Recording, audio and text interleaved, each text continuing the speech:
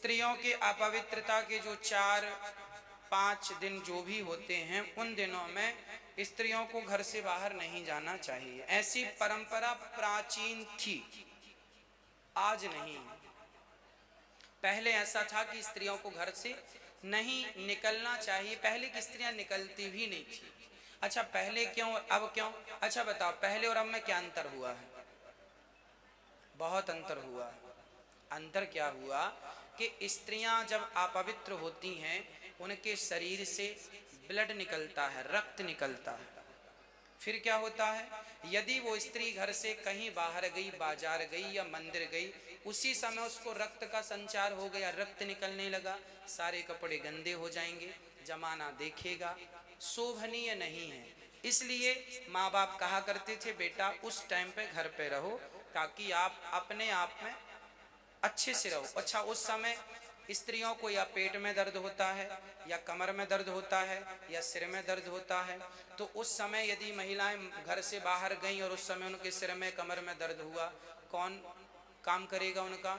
इसलिए बड़े बुजुर्गों ने नियम बनाया था कि जब स्त्रियां अपवित्र होंगी तो वो घर में रहेंगी, आराम करेंगी, ताकि उनके दर्द वर्द हो तो वो आराम से पड़ी रहें, सो जाएं, है ना। उनको भोजन बनाने से भी मना ही करते थे। वो तुम्हारी हिफाजत चाहते थे, वो तुम्हारी सुरक्षा चाहते थे। अच्छा, उस जमाने में, आज तो बहुत सारे साधन हैं।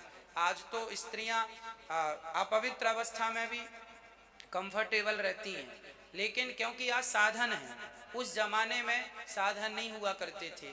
उस जमाने में महिलाएं साड़ी कांच लगा के पहनती थी, है ना। आज जितने साधन उपयोग में आते हैं, इतने साधन आज के 50 साल पहले नहीं हुआ करते थे। ये नियम उस जमाने के हैं जब साधन नहीं होते थे, जब महिलाएं साड़ी को कांच लगा के, कांच लगाना जानते हैं? कांच लगा के आज भी महाराष्ट्र में बूढ़ी स्त्रियां आज भी कांच लगाती हैं। तो उस जमाने का साधन नहीं था, इसलिए नियमावली थी। आज भी आप स्त्रियों को दर्द तो आज भी होता है, पेट में या सिर में या कमर में, तो आज भी हिफाजत से रहना चाहिए।